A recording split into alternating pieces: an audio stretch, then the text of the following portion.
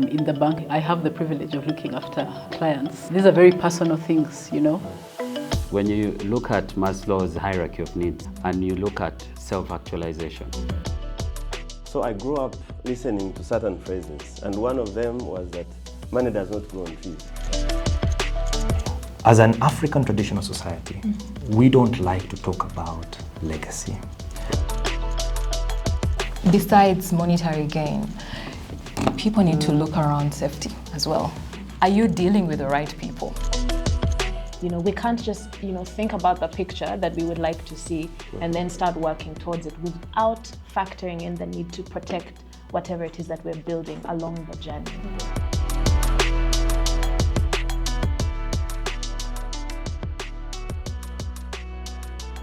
Legacy. They've defined legacy for us, and we've taken it a step further to say, we can't just, think about the picture that we would like to see and then start working towards it without factoring in the need to protect whatever it is that we're building along the journey.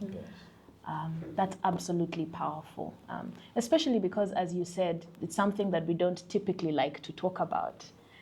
But the fact that I like using this analogy, the fact that there's an elephant in the room sitting in the corner, being quiet and not disturbing anybody, doesn't mean there's no elephant in the room. And we've got to start to think about these things in that sense, to say, look, there's an elephant in the room and we need to address it. Sure.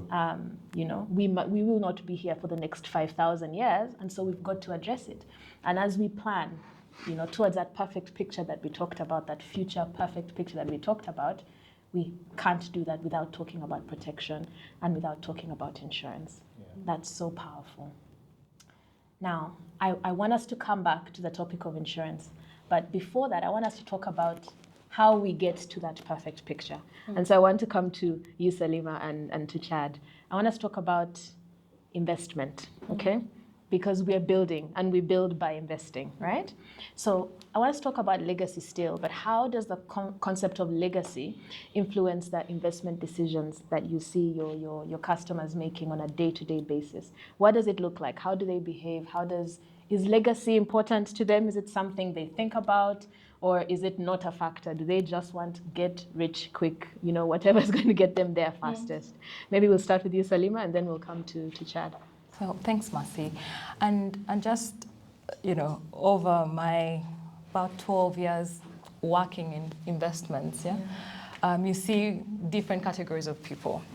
So, the young people who are more energetic, they are more open to taking on a lot more risks. I know most of us around this table know about Forex-related apps and all. You'll find that your teens, your teenagers, your cousins in that age group, I find that very exciting, okay? They will ask about it, or they are already part of it.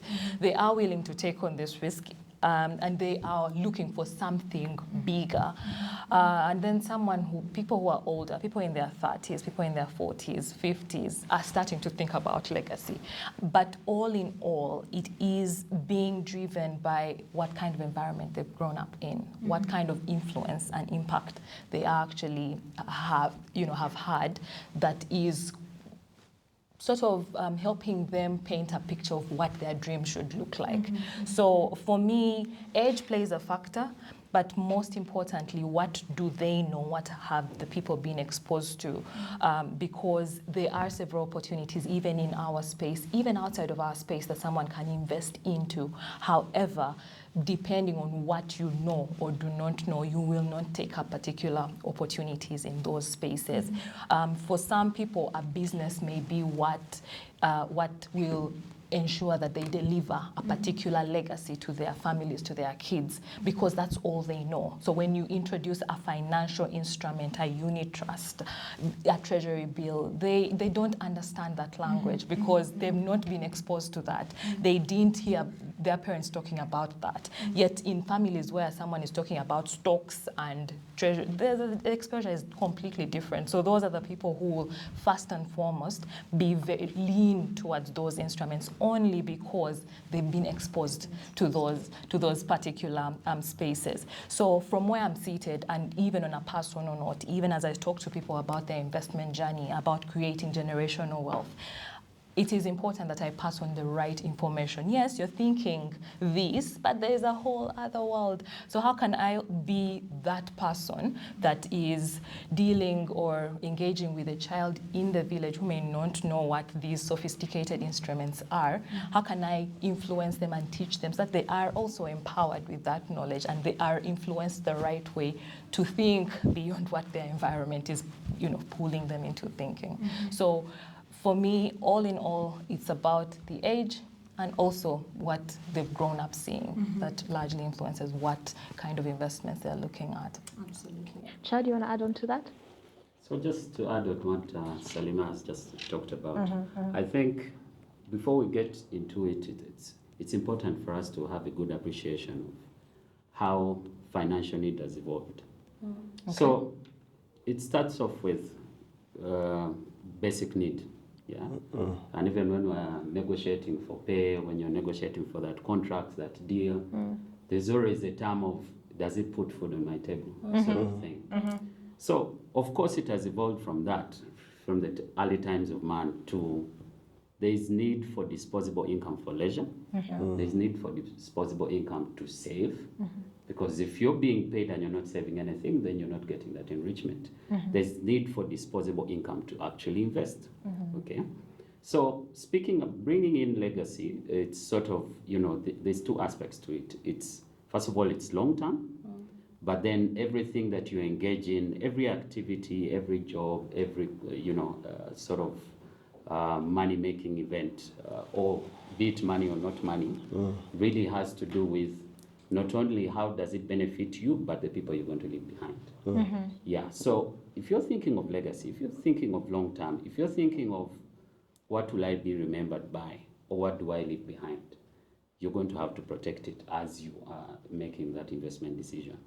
So as you make that investment decision, you may sit in a place where you're risk averse. You're like, from where I am seated, wherever I put my money, is it safe? Will it benefit the person of tomorrow? That's number one. So with protection at the back of your mind, you're going to have, you're going to be risk averse. That's number one. Two, you're going to have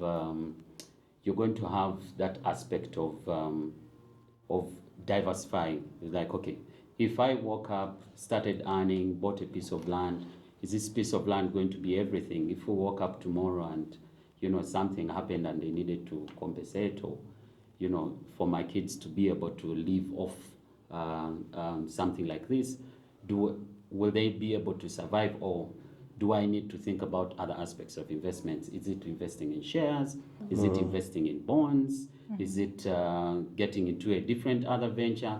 So being able to diversify so that I'm able to leave a good foundation for whoever I'm leaving behind is very, very important, over and above being able to protect or being protective about the investment decision that you make every single day. But maybe, Mercy, just to add on what Chad is saying, I think one thing you need to note is we are in different stages of our wealth journey. Yeah. And the challenge is usually people think investment, it sounds so foreign. So when you tell somebody investment, they're like, it's too far-fetched. So they don't seem the relevance of putting aside money, and those are all complicated words that you're actually giving them. But I think the conversation here is to say, how do we make it more accessible? How do we make it more easy for them to understand?